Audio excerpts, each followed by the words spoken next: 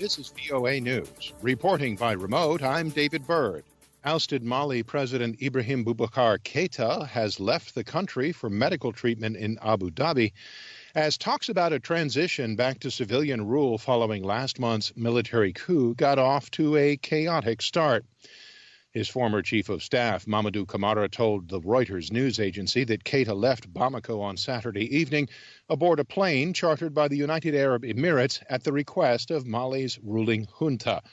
The 75-year-old Keita was hospitalized in Bamako on Tuesday, 6 days after he was released from detention by the ruling junta, which seized power on August 18th. Talks about the shape of the transition period opened on Saturday with hundreds of representatives from the junta, political parties, and civil society groups attending an opening ceremony in Bamako. Thousands of women marched through the capital of Belarus on Saturday, calling for the resignation of the country's authoritarian president, Alexander Lukashenko. University students also took to the streets of Minsk to demonstrate against the detention of classmates during the wave of protests that have gripped the country for 4 weeks. For the first time in the weeks of demonstrations, supporters of LGBTQ rights appeared with rainbow flags to join the Women's March in Minsk, an indication that Lukashenko's opponents are becoming bolder. Rescue workers digging through the rubble of a Beirut building for the third day on Saturday said there was no longer any hope of finding someone alive more than a month after a massive port explosion shattered Lebanon's capital. The authorities held ceremonies on Friday to mark a month since the explosion tore into a city already reeling from a crippling economic crisis. This is VOA News. The World Health Organization says it is not likely a safe, effective vaccine against COVID-19 will be available for widespread use before the middle of next year. Lisa Schlein reports from Geneva. Health officials are urging people to lower their expectations. They say the development of a safe, efficacious vaccine takes time and cannot be rushed.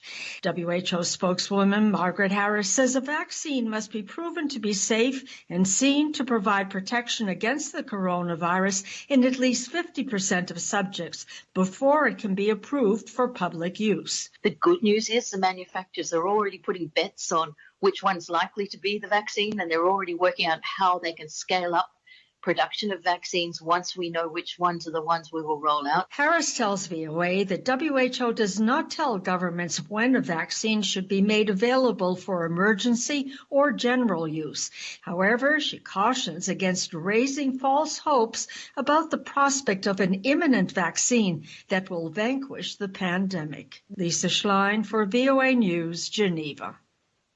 Ahead of Labor Day in the United States, unions representing millions across several working-class sectors are threatening to authorize work stoppages in support of the Black Lives Matter movement amid calls for concrete measures that address racial injustice.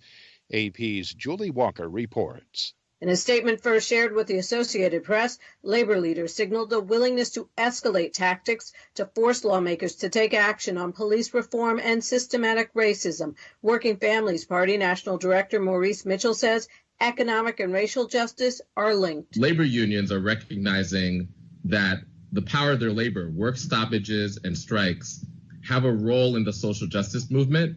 And this is an escalation. This is both an escalation and a historic show of solidarity. He says decision makers need to take notice. If I was one of them, I would be really concerned. I would be even scared. Mitchell says this opens a new front in the fight for racial justice. Julie Walker, New York.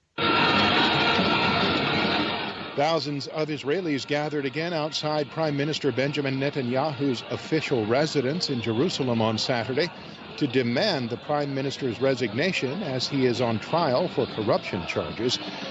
Netanyahu has vowed to remain in office despite being charged last year with bribery, fraud, and breach of trust in the 3 long-running corruption investigations. He has rejected the allegations as a witch hunt and has lashed out at the judiciary, law enforcement, and the media. You can find more on these stories and the rest of the day's news at voanews.com. This is VOA News.